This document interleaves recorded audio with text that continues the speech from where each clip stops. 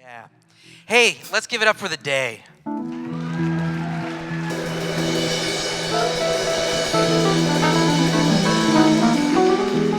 It's been an incredible day. I don't know, honestly, that last answer by should have just came right out of his pocket. The taller the statues, the harder they fall. Feels like the moment it's kind of falling in a sense. I just want to net up a few things, although there's been so much. But certainly some things have struck me, and I don't know if they've struck you the same way.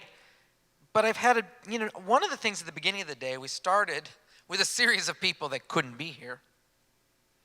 But the theme of the stateless democracy kept coming up. And it's interesting looking at what Peter Svar's has done in El Paso, Jonas Stahl has been doing in Syria. This kind of work that's thinking about how to produce a democracy from people whose relationship to the state is quite contingent. It comes up again and again, but it is a horizon. And then, of course, we also had, in Hans Ulrich Obrist's presentation, Tanya Bruguera encouraging people to run for elections and then saying she will run for an undescribed office in Cuba next year, which actually went into the New York Times today, right after it went off. Our PR person said that is called hard news, just so you know. And it was, because it worked.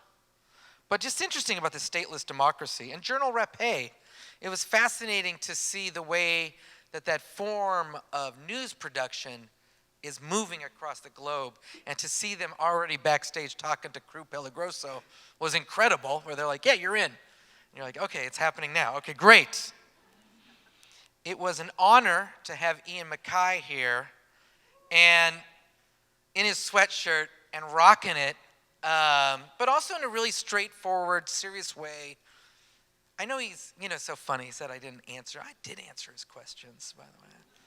But he said, but what I liked is that it's almost very much more straightforward, and he didn't like DIY, but there's a certain spirit of just, it's not entirely some post-structuralist theory that gets you from one step to the other. It's basic things.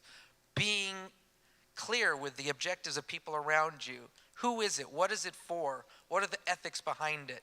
Basic questions can get you very far, and doing the work day to day.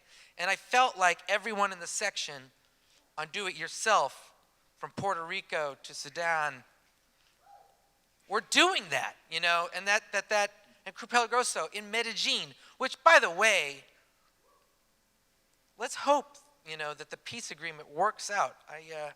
In some way, I have a bartender who's Colombian who voted against it. And I said, sorry about that. And he said, you don't know what you're talking about. So I understand it's complex. I understand that I don't understand everything.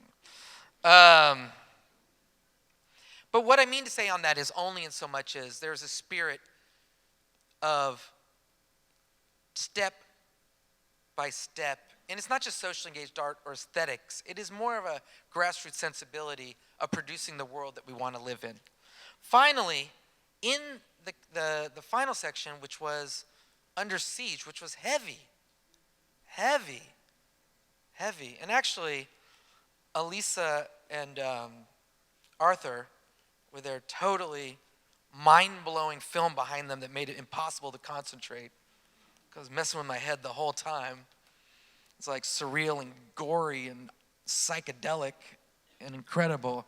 And also radically, I think, pushing what Dada wanted to be much further into an alt subjectivity in a profound way around black cinema.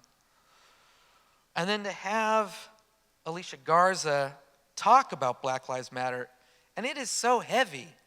And then to have Sheila's camera there, city to city. And then to have the conditions that are happening in Beirut.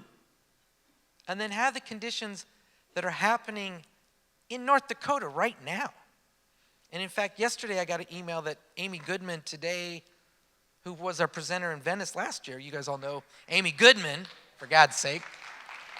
She just put herself in to be arrested because they want her arrested for, she's basically trying to fight the fact that they're putting down the press there. The stuff that's going down in North Dakota is outrageous. But the conversation around rights goes deep, you know? And Under Siege is a way, and I know that we're all, and just to feel that pressure. And it was wonderful to find a community where we can have the arts move across something that is so intense, but we're all in the struggle together. It was a profound day. Lord knows that bar is going to get some use. But I just want to kind of give it up to all the people that we've seen. And then just to say, and shoulda, lining it up at the end with a conversation, and I believe this deeply, that the reason things have gotten so intense is that power is in fact in trouble. You know, it's not in, this country is feeling a certain movement from the public social movement scene that it's not seen in a long time. And I think the blowback is intense. It's racist, it's vindictive, it's biting. It's because they're scared.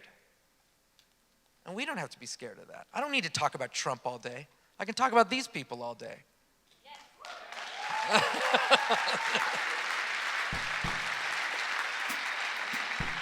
Yes.